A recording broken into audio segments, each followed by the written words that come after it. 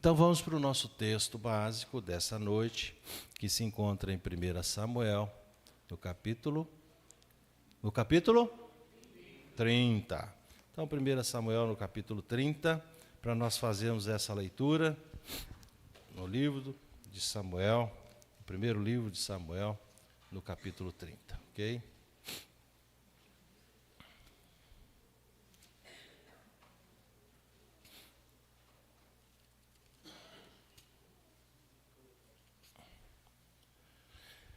Nós vamos fazer essa leitura do verso 1 até os versos 20, ok?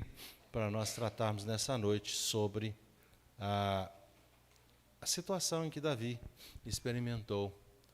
E essa tem sido também a situação que muitos casais em nossa igreja têm enfrentado, e também aqueles que não são da nossa igreja, mas que estão nos ouvindo, nos assistindo, vão perceber o quanto isso tem afetado a vida e os lares dos amados irmãos. Eu sei, como já ouvi os boatos, um mês falando sobre família é muito, né? Não precisa tanto. Irmãos, a nossa igreja não vai deixar de falar sobre família. Por isso nós temos o departamento de casal. Por isso nós temos a aula da dona Lucila, e está lá embaixo todo dia, todo domingo, dando aula sobre casais.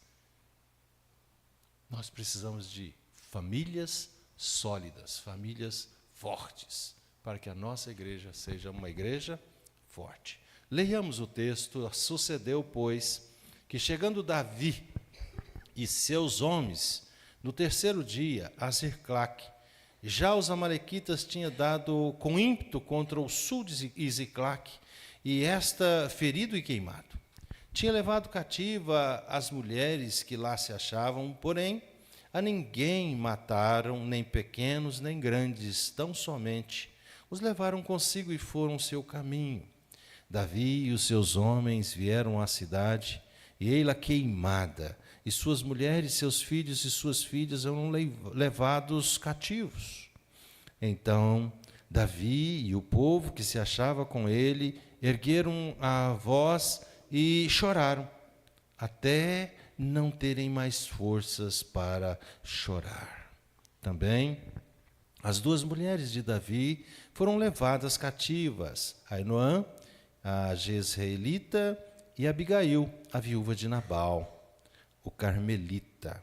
Davi muito se angustiou, pois o povo falava de apedrejá-lo, porque todos estavam em amargura, cada um por causa de seus filhos e de suas filhas. Porém Davi se reanimou no Senhor. Disse Davi a Abiatar, o sacerdote, filho de Aimeleque: traz-me aqui a estola sacerdotal. E Abiatar a trouxe a Davi. Então consultou Davi ao Senhor, dizendo: perseguirei ao bando, alcançá-lo-ei. Respondeu-lhe o Senhor: persegue-o, porque de fato o alcançará e tudo libertarás. Partiu, pois, Davi, ele e os 600 homens que com ele se achavam, e chegando ao ribeiro de Besor, onde os retardatários ficaram. Davi, porém, e 400 homens continuaram a perseguição, pois que 200 ficaram atrás, por não poderem, de cansado que estavam, passar o ribeiro de Besor. Acharam no campo um homem egípcio e o trouxeram a Davi, deram-lhe pão a comer e deram-lhe a beber água. Deram-lhe também um pedaço de pasta de figo seco e 2 cachos de passas, e comeu. Recobrou então o alento, pois havia 3 dias e 3 noites que não comia pão e nem bebia água. Então lhe perguntou Davi: de quem és tu e de onde vens? Respondeu o moço egípcio: sou servo de um amalequita, e meu senhor me deixou aqui, porque adoecia 3 dias. Nós demos com ímpeto contra o lado sul dos queratitas, contra o território de Judá e contra o lado sul de Calebe. Pusemos fogo em Ziclague. Disse-lhe Davi: poderias, descendo, guiar-me a este bando? Respondeu-lhe: jura-me por Deus que me não matarás e nem me entregarás nas mãos de meu senhor, e descerei e te guiarei a este bando. E descendo o guiou, e eis que estavam espalhados sobre toda a região, comendo, bebendo e fazendo festa por todo aquele grande despojo que tomaram das terras dos filisteus, da terra de Judá.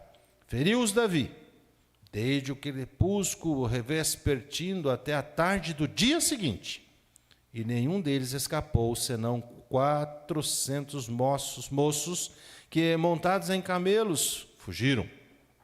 Assim Davi salvou tudo quanto havia tomado os amalequitas, também salvou as suas 2 mulheres, não lhes faltou coisa alguma, nem pequena, nem grande, nem os filhos, nem as filhas, nem o despojo, nada do que lhes haviam tomado, tudo Davi tornou a trazer.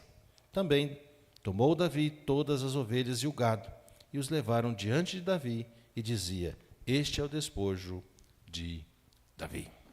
Amados irmãos, o nosso tema dessa noite é o valor de uma família.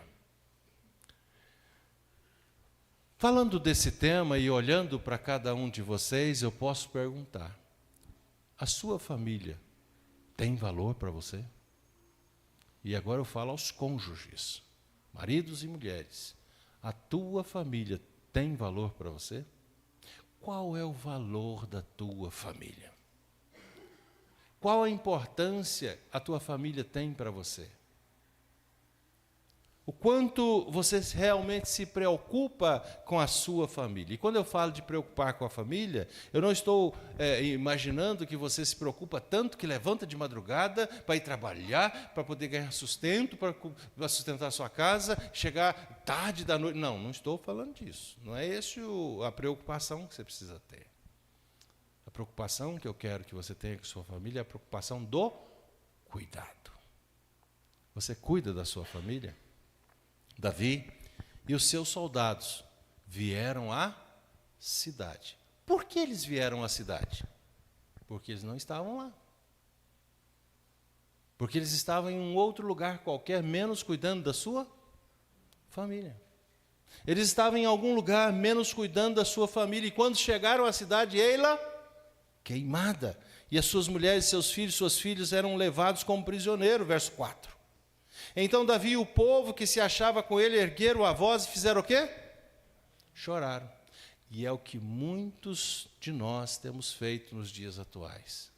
Nós chegamos em nossos lares a um certo ponto de caos tal que a gente senta e chora.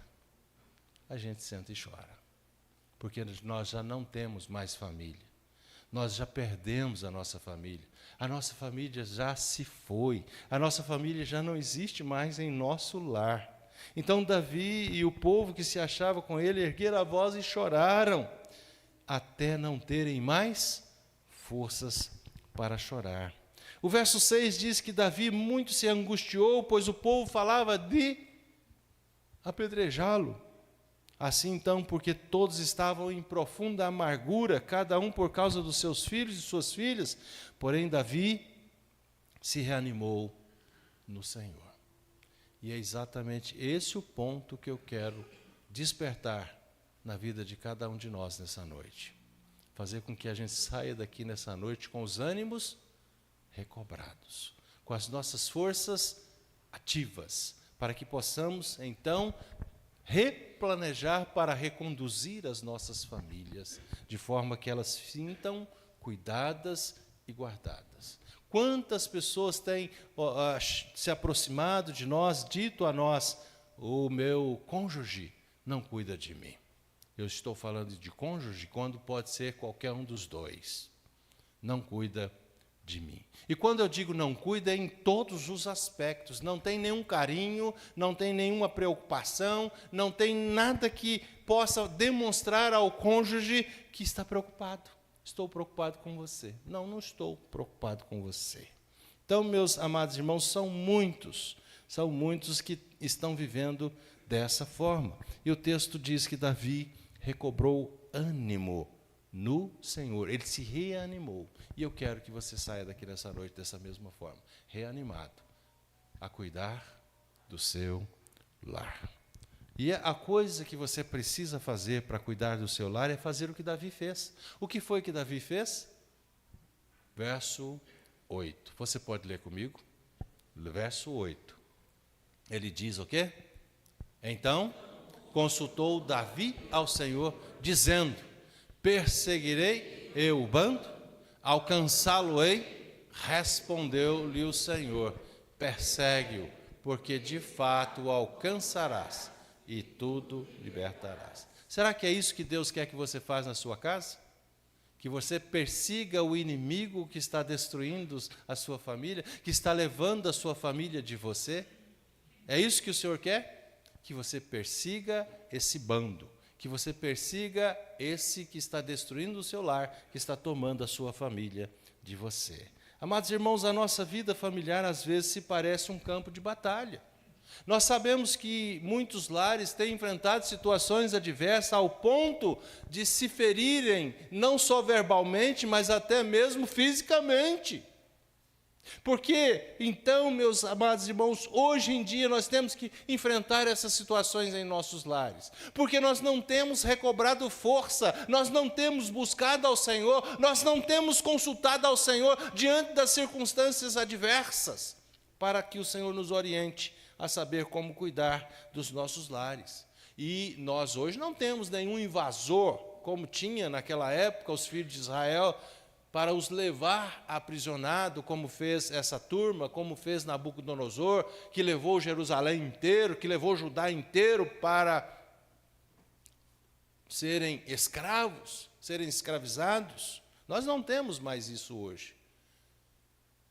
Mas eles estão entrando dentro dos nossos lares, saqueando nossas casas, saqueando nossas famílias e levando tudo embora.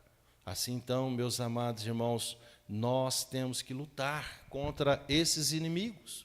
Esses inimigos têm sido inimigos destruidores dos nossos lares e das nossas famílias, dos nossos filhos. Eles têm se levantado exatamente com este propósito de destruir a nossa casa, porque o diabo vem somente para matar, roubar e destruir. E na palavra de Deus está escrito que Davi encontrou a cidade destruída e todos da sua casa tinham sido levados como prisioneiros. Muitos de nós aqui pode até mesmo dizer: é assim que eu estou vivendo. Eu chego na minha casa eu não encontro ninguém, ainda que todos estejam lá. Eu entro dentro da minha casa, não escuto um pio, ninguém vem encontrar comigo, ninguém vem me receber, ninguém fala comigo, ninguém senta à mesa para comer juntos, mas estão todos lá. E o inimigo está só afastando cada vez mais os membros das famílias, ou seja, tornando-os prisioneiros dentro das suas próprias casas. Muitas vezes é assim, meus amados irmãos, que se encontra a nossa família. Nossos lares estão destruídos, arruinados por falta de comunicação, pelas brigas, pelas discussões. As pessoas então dentro de casa não se entendem, não se respeitam, já não estamos mais conseguindo ter paz dentro da nossa própria casa, já não conseguimos mais ter desejo sequer de voltar para casa, porque as nossas casas estão totalmente entregues nas mãos do inimigo. O lugar que deveria ser o nosso porto seguro, o lugar que deveria ser um lugar de paz, o lugar que deveria ser um lugar onde não haveria tristeza, não haveria dor, mas um lugar de aconchego, um lugar de restauração, um lugar onde nós deveríamos chegar e encontrar abrigo, encontrar cuidado. Nós estamos andando muito longe da nossa família, e isso tem facilitado que o inimigo invada as nossas casas. Então a invasão do inimigo está muito fácil hoje, porque nós estamos longe da nossa família. E assim então o texto nos diz que Davi estava longe da sua família. Davi estava longe de casa. E então, todos da sua casa tinham sido levados como prisioneiros.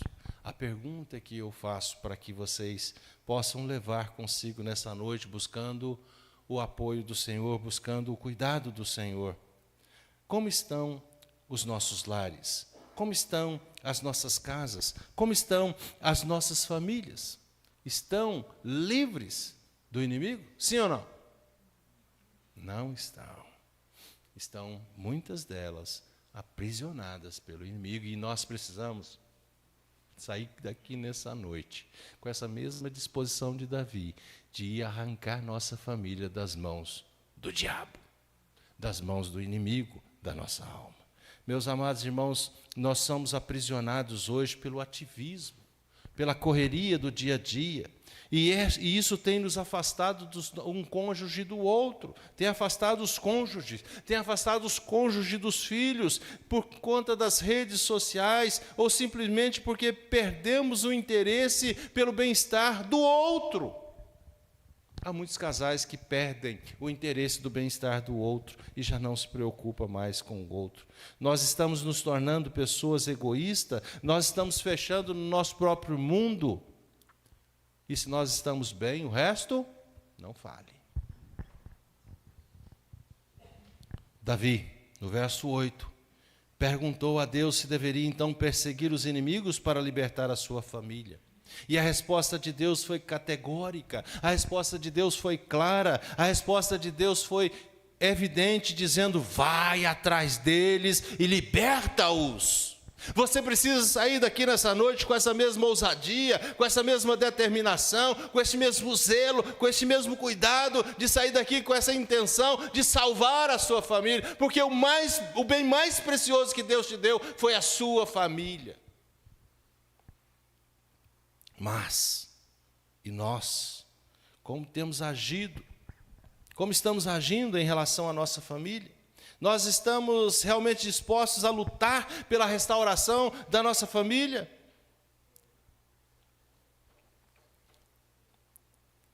Meus amados irmãos, que eu e você possamos receber esta palavra pela fé.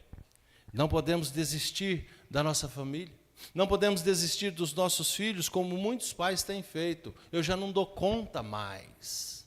Ouvindo uma psicóloga esses dias em uma rede social, ela dizia o seguinte: um pai reclamando, uma mãe reclamando de que o seu filho era rebelde, não obedecia, era respondão e faltava pouco bater nela. E se ela fizesse qualquer coisa, o filho batia. Mas ela obedecia ao filho, então ela estava lá à disposição de servir o filho. Servir o filho. Mas não pode fazer nada. Por quê? Porque nós não podemos fazer nada. E aí vem a pergunta: por que o seu filho chegou nessa situação, agora aos 15 anos, está nessa rebeldia toda? A pergunta é essa: ele tem celular? Tem. Qual que é o celular dele? Um iPhone. Ele paga a sua própria conta de celular? Não, eu que pago. Ele paga a sua internet? Não, eu que pago. Mas se eu falar qualquer coisa... Quem foi que deu para ele tudo isso? Eu. Então, o filho está nessa situação porque você patrocinou para que ele chegasse nessa condição agora e está desse jeito. Meus amados irmãos, nós precisamos declarar guerra contra os inimigos que têm tentado destruir a nossa casa, que têm tentado destruir a nossa família. Não se conforme com a sua família dividida, com a sua família distante, com a sua família está cada um em um lugar diferente da casa, mesmo estando junto, mas não se veem, não se falam, não se tocam, não se abraçam, não tem beijo, não tem carinho. Não aceite. Não aceite. A aproximação, meus amados irmãos, a aproximação em nossos lares deve ser sagrada. A nossa família deve estar junta. Portanto, nós precisamos em todo tempo cuidar para que a nossa família não fique longe dos nossos olhos. Eu li um artigo de um pastor chamado Samuel, pastor Samuel. Ele escreveu um artigo e eu li esse artigo e eu queria muito compartilhar com vocês, falando sobre família. falando sobre família. E eu peço autorização, abrindo as aspas, para nós lermos o artigo que ele escreveu. E ele diz o seguinte, assim, quando um esposo volta para casa, no final do dia, chega em casa, a sua esposa servia o jantar. E então ele se aproximou da sua esposa, segurou as suas mãos e disse à sua esposa: eu tenho algo muito importante para te dizer. Ela ficou em silêncio, sentou e jantou sem dizer uma palavra.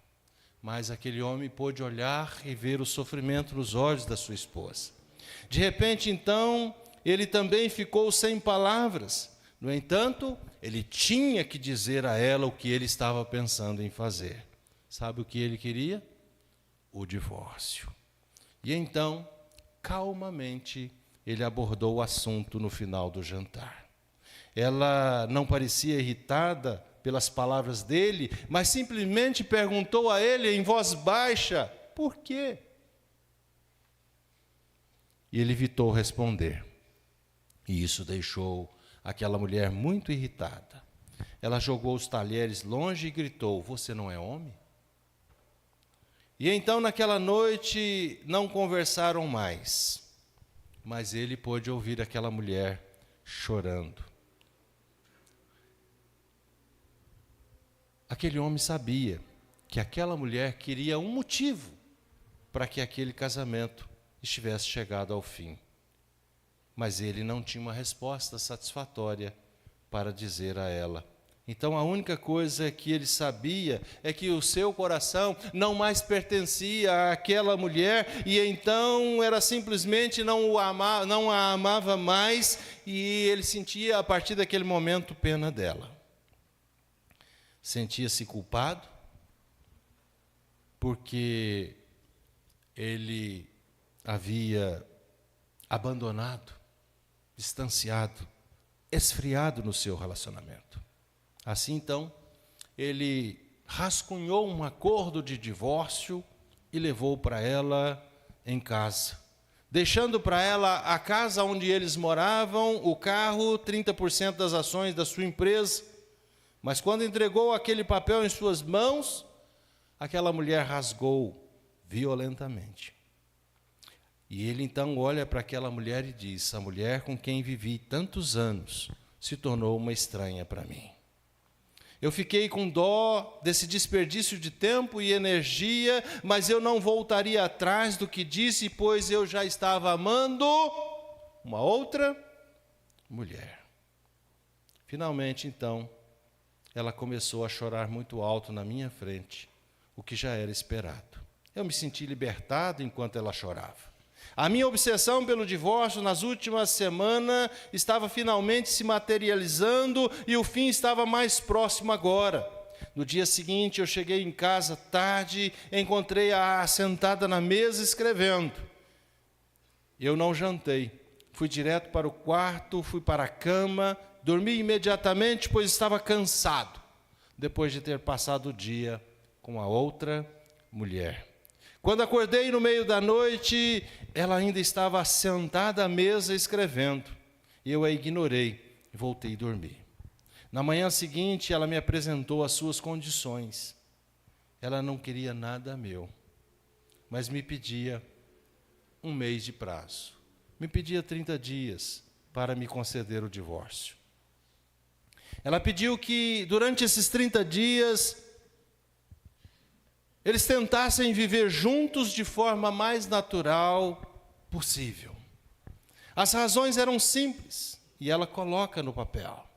O nosso filho fará os exames do vestibular no próximo mês, e ele precisa de um ambiente propício para se preparar bem, sem os problemas da casa, ou de ter que enfrentar com o rompimento de seus pais. Para ele, isso se pareceu razoável, mas ela acrescentou algo a mais.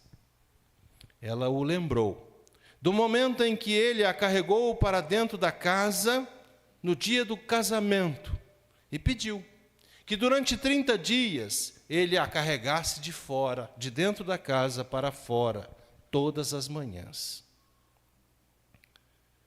E então ele não percebeu, ou não havia percebido completamente, e disse: você está louca. Mas vou aceitar a proposta, para não tornar os meus últimos dias intoleráveis. Fui e contei a outra mulher sobre o pedido da minha esposa. Ela riu muito e achou a ideia totalmente absurda. E disse: ela pensa que impondo condições assim você vai mudar de ideia. Melhor ela encarar essa situação do divórcio, disse-me a outra mulher em tom de gozação. E então vem o primeiro dia. A minha esposa e eu não tínhamos mais nenhum contato físico havia muito tempo. Então, quando eu a carreguei para fora da casa o primeiro dia, foi totalmente estranho. Nosso filho viu e nos aplaudiu. O papai está carregando a mamãe no colo. Falando bem a verdade, as palavras do meu filho me trouxe constrangimento. Do quarto para a sala, da sala para a porta de entrada da casa. Eu devo ter caminhado uns 10 metros carregando a minha esposa no colo.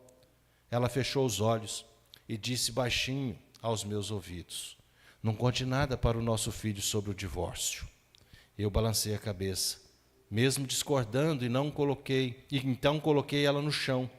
E assim, atravessamos a porta, eu entrei no carro, fui para o meu trabalho, e ela se dirigiu para o ponto do ônibus para ir para o seu escritório. No dia seguinte, foi mais fácil para nós dois. Ela se apoiou no meu peito, eu senti o cheiro do seu perfume, e então percebi que há muito tempo não prestava atenção na minha mulher. Ela certamente tinha envelhecido nesses últimos anos. Havia rugas no seu rosto, seu cabelo estava ficando fino e grisalhos. O nosso casamento teve muito impacto para ela. Por uns segundos, cheguei a pensar no que havia feito para ele estar nesse estado. No quarto dia, quando eu a levantei, senti com certa intimidade maior o corpo dela. Esta mulher havia dedicado os seus anos de vida a mim. No quinto dia, a mesma coisa. Eu não disse nada à outra mulher, mas ficava cada dia mais fácil carregar ela no colo, do quarto para a sala, da sala para a porta de entrada. Assim, então, talvez meus músculos estivessem mais firmes para o exercício, e pensei. Certa manhã, ela estava tentando escolher um vestido, experimentou uma série deles, mas nenhum se via para ela, e então, num suspiro, ela disse: todos os meus vestidos estão grandes para mim. Eu então percebi que ela realmente havia emagrecido bastante. Daí, a facilidade de carregá-la nos últimos dias. A realidade caiu sobre mim como uma ponta de remorso. Ela carregava tanta tristeza, tanta dor em seu coração. Instintivamente, eu estiquei o braço e toquei os seus cabelos. Nosso filho entrou no quarto exatamente neste momento e disse: pai, está na hora do senhor carregar a mamãe. Assim então, para ele ver seu pai carregando a sua mãe todas as manhãs, tornou parte da rotina da casa. Minha esposa abraçou nosso filho, segurou-o em seus braços por alguns longos segundos. Eu tive que sair de perto, temendo mudar de ideia, agora que estava tão perto de atingir o meu objetivo. Em seguida, eu a carreguei em meus braços, do quarto para a sala, da sala para a porta de entrada da casa. A sua mão repousava em meu peito. Eu segurei firme contra o meu corpo. Lembrei-me do dia do nosso casamento. Mas o seu corpo, tão magro, me deixou triste. No último dia, quando eu a segurei em meus braços, por algum motivo não conseguia mover as minhas pernas. O nosso filho já tinha ido para a escola e eu me vi pronunciando essas palavras. Eu não percebi o quanto perdemos a nossa intimidade com o tempo.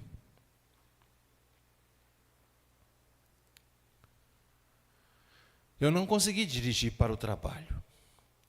Fui até o meu futuro novo endereço, saí do carro apressadamente, com medo de mudar de ideia.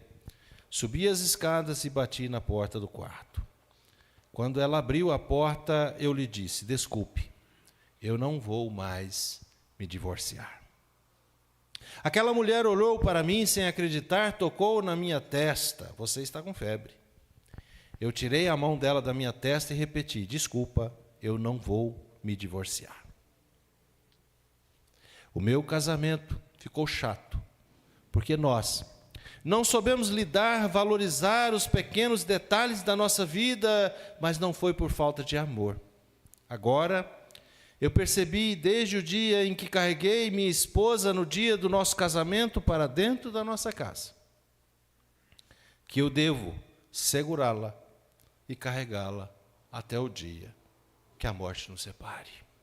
Então, ela percebeu que eu estava falando sério, me deu um tapa no rosto, bateu a porta da minha cara e eu pude ouvi-la chorando compulsivamente. E então, voltei para o carro e fui trabalhar. Na loja de flores, no caminho de volta para casa, eu comprei um buquê de rosas para minha esposa. A atendente me perguntou: o que você gostaria de escrever no cartão? Então, eu sorri e escrevi: eu te carregarei em meus braços todas as manhãs, até que a morte nos separe. Naquela noite, quando eu cheguei em casa com o buquê de flores na mão e um grande sorriso no meu rosto, fui direto para o quarto, onde encontrei minha esposa deitada na cama, morta.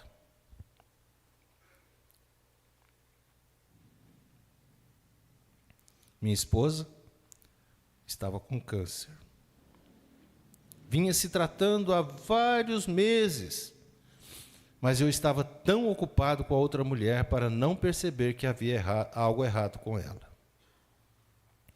Ela sabia que morreria em breve e quis poupar o nosso filho dos efeitos do divórcio. Prolongou a nossa vida junto, proporcionando ao nosso filho a imagem de nós dois juntos todas as manhãs. Pelo menos, aos olhos do meu filho, eu sou um marido carinhoso. Os pequenos detalhes de nossa vida são o que realmente contam em nossos relacionamentos. Portanto, não é a mansão, não é o carro, não são as propriedades nem o dinheiro no banco. Estes bens apenas criam um ambiente propício à felicidade, mas não proporciona mais que conforto. Portanto, encontre tempo para ser amigo de sua esposa. Faça pequenas coisas um para o outro, para mantê-los mais próximos e íntimos. Tenha um casamento real e feliz. Fecha aspas. Nem olhos viram, nem ouvidos ouviram, nem jamais penetrou no coração humano o que Deus tem preparado para aqueles que o amam. 1 Coríntios 2:9. Assim, finalizando, meus amados irmãos, Davi confiou na palavra de Deus.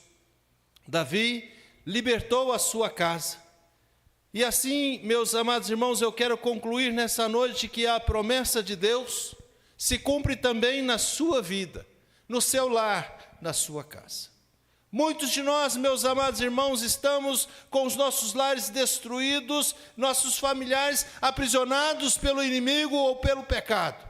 Só o amor de Deus em nós pode restaurar os nossos lares e também os nossos relacionamentos. Só o Senhor pode salvar a nossa alma. Só o Senhor pode cuidar de cada um integrante da nossa família, onde cada um deles estiver.